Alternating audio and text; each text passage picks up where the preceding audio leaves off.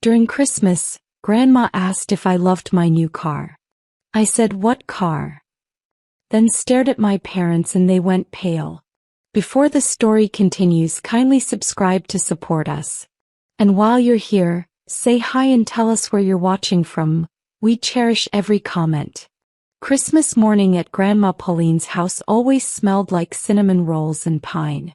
I was 23, sitting cross-legged by the fireplace in my worn Target sweater, watching my younger brother Derek tear through presents like a tornado. The living room was packed, aunts, uncles, cousins, all of us crammed into her small Detroit bungalow like sardines. My parents, Leonard and Shanice, sat on the worn leather couch looking unusually smug. Dad kept checking his phone. Mom wouldn't stop smiling at me with this weird, tight-lipped expression that made my stomach twist. "Naomi, baby," Grandma Pauline called out, her voice cutting through the chaos.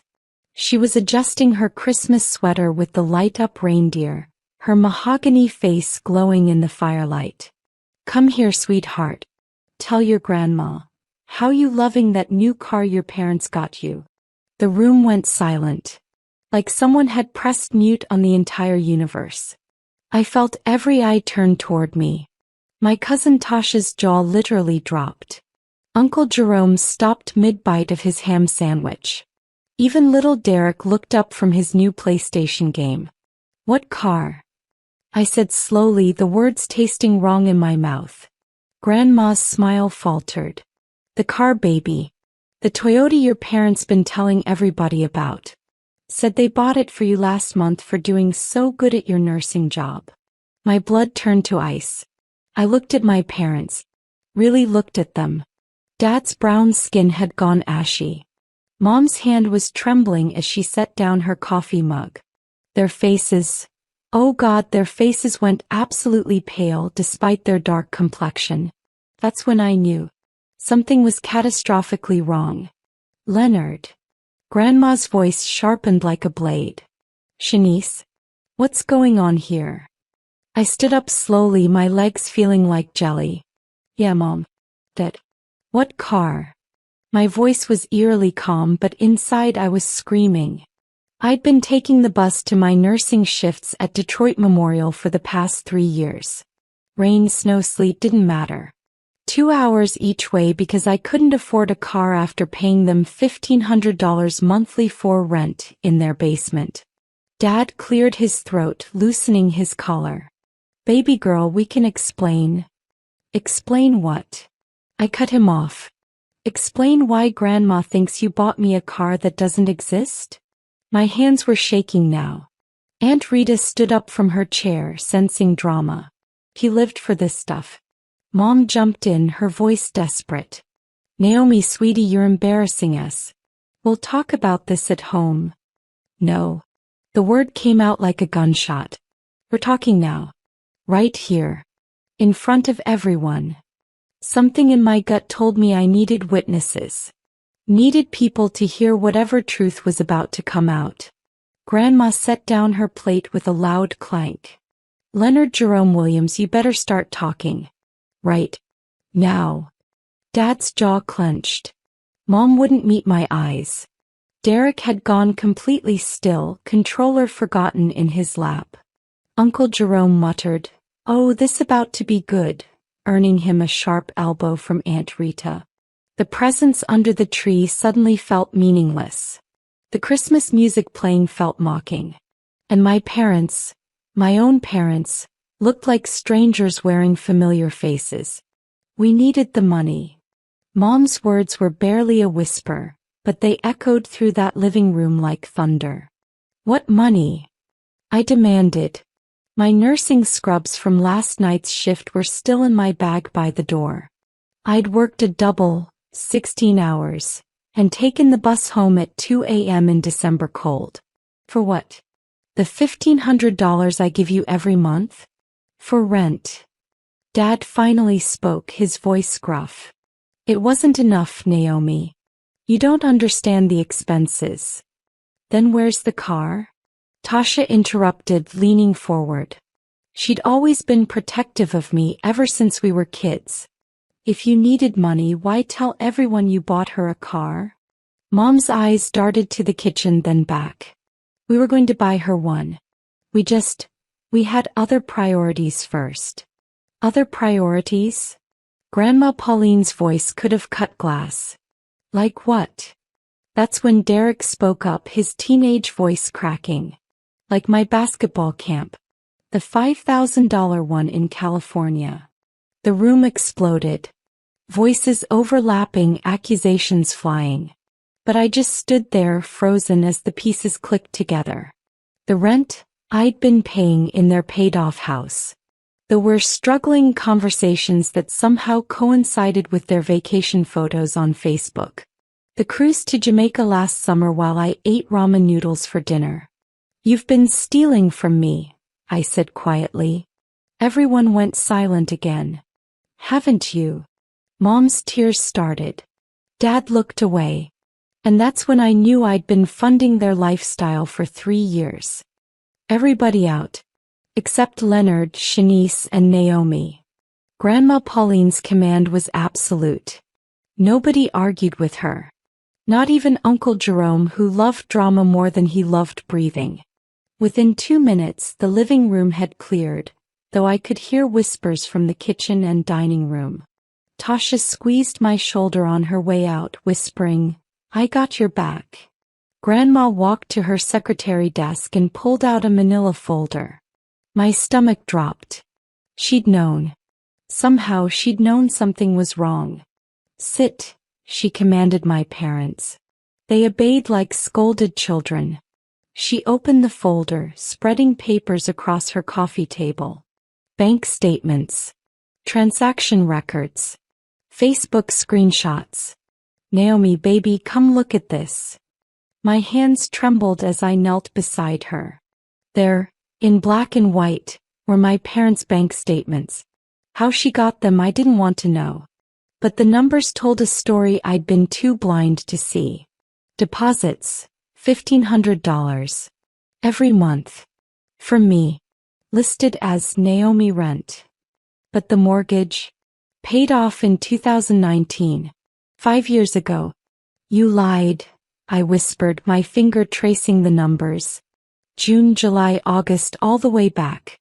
$18,000. Just in the last year alone.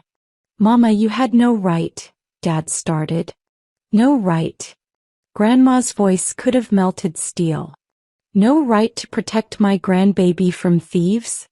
Even if those thieves are my own son. Mom sobbed into her hands. Dad's jaw worked silently. And I felt something inside me break clean in half. I pulled out my phone with shaking hands. Let me show you all something. My voice sounded disconnected, like it belonged to someone else. I opened my banking app, the one I checked obsessively every day, afraid of overdraft fees. My checking account. Right now. $347.62. Grandma's face crumpled. Baby. Wait. I'm not done. I scrolled to my savings. Savings account. $812. That's it. That's all I have after 3 years of working as an ICU nurse. My voice cracked. Do you know what I make hourly? $28. Do you know how many overtime shifts I work? At least 3 a week. I looked at my parents. Really looked at them. I did the math once. After taxes, I bring home roughly $4,200 a month. $1,500 to you. $800 for my car insurance. For a car I don't have, but you insisted I keep the policy on yours, just in case.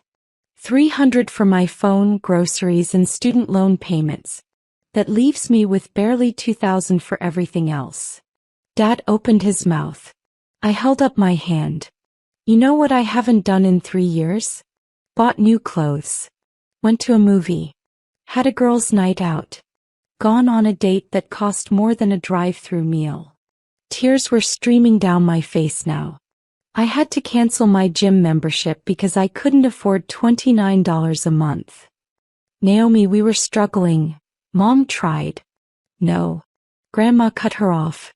Show her Leonard. Show her your bank balance right now. The color drained from Dad's face. Mama, that's private. Show her.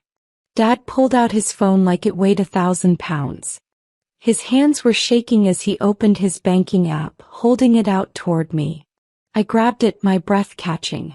Checking account, $12,417.33. Savings account, $47,821.09. The room spun. $60,000, I whispered. You have $60,000 and you've been taking my money? Show her the statements, Grandma commanded. All of them. Mom was crying harder now, mascara running down her cheeks like black rivers. Please, Naomi, you don't understand. Then make me understand. I screamed. The words ripped from somewhere deep, somewhere primal. I heard footsteps from the kitchen. The family listening, witnessing. Make me understand why you need my money when you're sitting on $60,000. Dad's voice was hollow. We were saving for retirement. The words hung there like a death sentence. Retirement, I repeated slowly. You were saving for retirement. On my back. While I ate dollar menu meals and walked through Detroit winters because bus service got delayed. Something inside me crystallized, turned cold and hard. What about the car, Dad? The one Grandma thinks you bought me. He wouldn't answer. Mom sobbed louder. So Grandma pulled out another paper from her folder. It's registered under Derek's name, she said quietly. Brand new Toyota Camry. $28,000. Bought it last month. For his 17th birthday.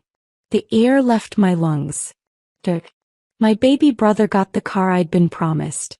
The car they'd told everyone was mine. You gave my car to Derek? The words came out strangled, barely human. I looked at my 17-year-old brother who'd appeared in the doorway. His face was pale, guilty. He'd known. They'd all known. It wasn't like that, Dad started. Then what was it like? I stood up, my whole body shaking. Tell me, Dad.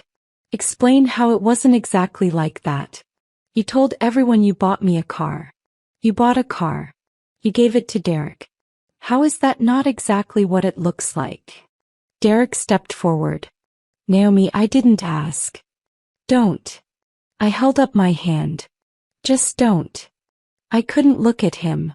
My baby brother who I'd helped raise. Who I'd bought school supplies for with money I didn't have. Who I'd covered for when he snuck out to see his girlfriend. Did you know?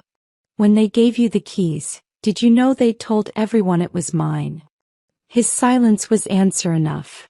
Uncle Jerome appeared behind Derek. No, this ain't right. His voice carried into the living room. Y'all really out here taking that girl's money like she's a lottery ticket? Aunt Rita was next. Shanice, I knew you was messy, but this is low. Even for you.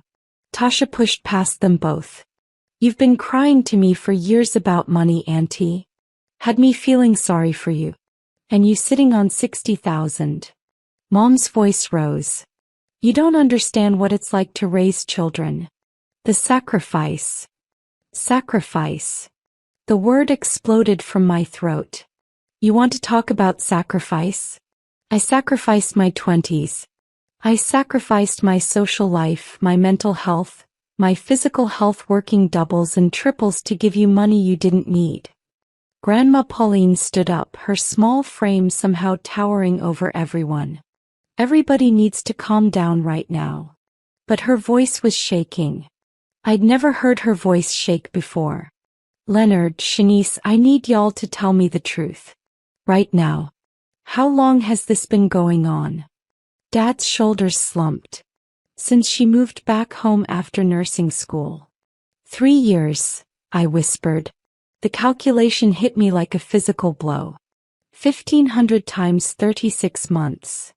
I did the math in my head, nurse brain kicking in even through emotional devastation. $54,000. You've taken $54,000 from me. Aunt Rita gasped. Uncle Jerome started pacing. Tasha pulled out her phone, probably texting the family group chat. The whole family would know within minutes. It wasn't supposed to be forever, Mom said desperately. We had debt. What debt? Grandma cut in. Your house is paid off. Your cars are paid off. I know because I helped you pay off the mortgage early in 2019. What debt, Shanice? Mom's face crumbled. No answer. Credit cards, Derek said quietly from the doorway. They maxed out credit cards on trips and stuff.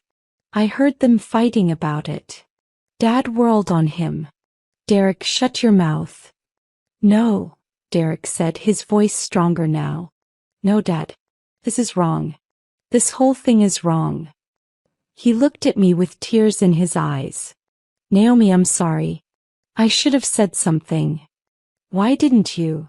Asked, my voice dead. Because they said it was temporary. They said they'd pay you back.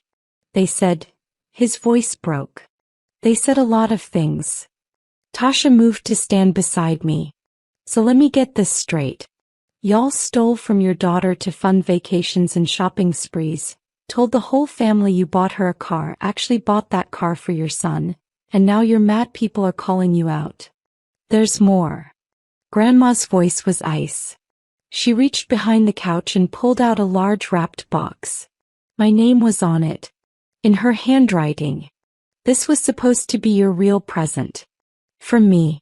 But I think you need to open it now. My hands shook as I took the box. It was heavy. Everyone watched as I tore through the red paper with little snowmen. Inside was another box. A laptop box. MacBook Pro, Grandma said quietly. Top of the line. For those online nursing courses you told me you wanted to take. The ones for your nurse practitioner license. I stared at the box. $1,600 easy. Maybe more. I was also going to give you this. She handed me an envelope. Inside was a check. For $10,000. Down payment on your own car. I've been saving for 2 years. The crying started then. Real, ugly sobbing that came from somewhere deep in my chest. Tasha wrapped her arms around me. I heard Mom's voice. Mama, you can't be serious. But it sounded far away. That money is Naomi's, Grandma said firmly.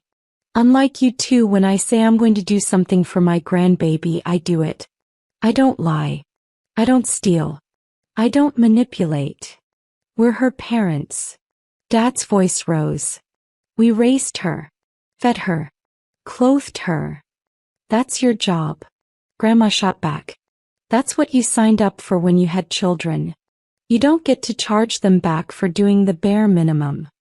Uncle Jerome laughed bitterly from the doorway. Man, I knew something was off when y'all kept posting vacation pics every 3 months. Aunt Rita pulled out her phone. Jamaica in July. Disney in September. That casino trip to Vegas in October. She scrolled through Facebook. All while your daughter was catching the bus at 5 a.m. in the snow. There's something else. Derek's voice cut through the chaos. He stepped fully into the room, his hands balled into fists. Dad, Mom, tell her the rest. Tell her about the loan. My blood ran cold. What loan? Dad's face went purple. Derek, I swear to God. What loan? I repeated, my voice dangerous. Derek looked at me, his eyes red. They took out a loan in your name. Last year. $5,000. The room exploded again. Voices shouting, people standing, chaos erupting. But I just stood there, frozen as reality crashed down around me. You took out a loan? In my name. My voice was barely a whisper, but everyone heard it. Everyone went quiet. That's identity theft. That's fraud. I couldn't breathe. Couldn't think. Grandma's face had gone from angry to murderous. Leonard. Tell me you didn't. We needed it for Derek's basketball camp deposits. Mom cried. The good one in California. The one where scouts would be. It was for his future. On my credit? I felt dizzy. Did you forge my signature? Dad looked at the floor. That was answer enough. I pulled out my phone, hands shaking so badly I could barely type. Credit Karma. Login. Wait for it to load. There was. A personal loan from Wells Fargo. $5,000. Opened August 2024. In my name. With my stolen signature. Current balance. $4,712. You haven't even been paying it, I whispered. The balance is higher than the original loan. You've been missing payments. We were going to catch up, Dad started. My credit score. I scrolled down. It dropped 93 points. 93 points because of your missed payments. I looked up at them, these strangers wearing my parents' faces. Do you know what you've done? Tasha grabbed my phone from my shaking hands. Her face went white as she read the screen. Auntie, Uncle, y'all could go to jail for this. Like actual prison. Don't be dramatic, Mom started. Identity theft is a federal crime. Uncle Jerome interrupted. What is wrong with y'all? I stood up slowly, my legs somehow holding me. I need to leave. My voice sounded calm, but inside, everything was screaming. I need to get my things and leave. Baby, you're overreacting. Mom reached for me. I stepped back like she'd tried to burn me. Don't touch me. Don't ever touch me again. Naomi, Dad's voice. I said don't. My hands clenched into fists. You stole from me. You lied to me. You committed fraud with my identity. And you think I'm overreacting. Grandma stood beside me, her hand on my shoulder. She's coming home with me. Both of you need to understand something right now. You're going to fix this. All of it. Every penny. Every credit point. Every single thing you've destroyed. Or what? Dad's voice had an edge now, defensive. You'll turn us in? Your own son. The room went silent. That threat hung in the air like poison. If I have to, I said quietly. If you don't make this right, I'll file a police report. I'll press charges. I'll make sure everyone knows exactly what kind of people you are. I looked around at my family, aunts, uncles, cousins, all watching from doorways. They already know. The whole family knows now. But the police don't. Yet. You destroy your own family? Mom's voice was shrill. You destroyed me first. The words came out flat, emotionless. You destroyed my trust. My credit. My finances. My future. All so you could live comfortable while I suffered. I grabbed the laptop box and Grandma's check. I'm done. I'm taking Grandma's gifts, packing my things, and I'm gone. It took 45 minutes to pack 3 years of my life into trash bags and boxes. The whole family helped. Tasha, Uncle Jerome, Aunt Rita, cousins I barely talked to, everyone showed up. They carried my things in silence, shooting disgusted looks at my parents, who watched from the living room window. Derek helped too, tears streaming down his face.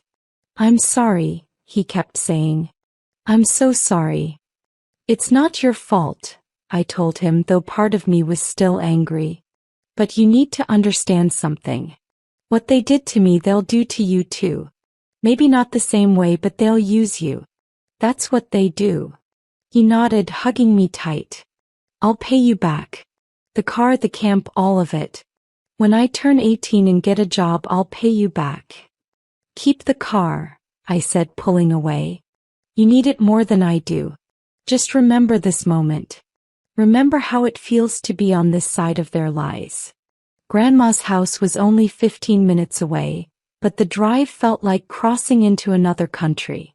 She'd converted her guest room into a bedroom for me years ago, always saying I had a place if I needed it. I just never thought I'd need it like this. That night, lying in a real bed for the first time in hours, I made a list on my phone. 1. File identity theft report with police. 2. Freeze my credit. 3. Contact Wells Fargo about fraudulent loan. 4. Calculate exact amount stolen. 5. Document everything. 6. Find a lawyer. 7. Figure out if I press charges or demand repayment. My phone buzzed. Text from Mom, "You're tearing this family apart." I typed back, "You did that yourself 3 years ago. I'm just the one who finally noticed." I blocked their numbers. Both of them. Then I cried myself to sleep, mourning the parents I thought I had and grieving the daughter they never really loved. 3 months later, I sat in my new apartment. A studio in a safer part of Detroit, affordable because Grandma helped with deposit. The fraudulent loan was in dispute. My credit was frozen. I'd filed a police report but hadn't pressed charges yet, giving them one chance to make it right. They hadn't. Instead, Dad had texted Grandma I still had them blocked. "Tell Naomi she's selfish. Family helps family." I laughed when she showed me. Actually laughed. The audacity. But here's what changed. I opened a savings account they didn't know about. Started therapy through my work's EAP program. Joined a support group for financial abuse survivors. Yes, that's a thing, and yes, I needed it. Made friends with my coworkers, went to my first happy hour in 3 years. Started those online NP courses with Grandma's laptop. Derek texted sometimes from a new number I didn't block. He'd moved in with Grandma too. Couldn't stomach living with them anymore after seeing what they'd done. He got a part-time job at Target, was paying Grandma rent, which she was secretly putting in a savings account for him. That's what real parents do. The family had split. Some sided with my parents. Family is family. But most sided with me. Aunt Rita posted a long Facebook rant about financial abuse and tagged Mom and Dad. Uncle Jerome stopped speaking to them entirely. Tasha became my roommate when her lease ended, splitting bills fairly, transparently. Christmas came again 1 year after the question that changed everything. Grandma asked what I wanted. "Peace," I said. "Just peace." She smiled, kissed my forehead, and handed me keys. 2018 Honda Civic. Paid in full. Reliable, good mileage, and it's actually yours. No lies this time. I cried. Not sad tears, healing tears. The kind that wash away old wounds and water new growth. "Thank you," I whispered. "For everything.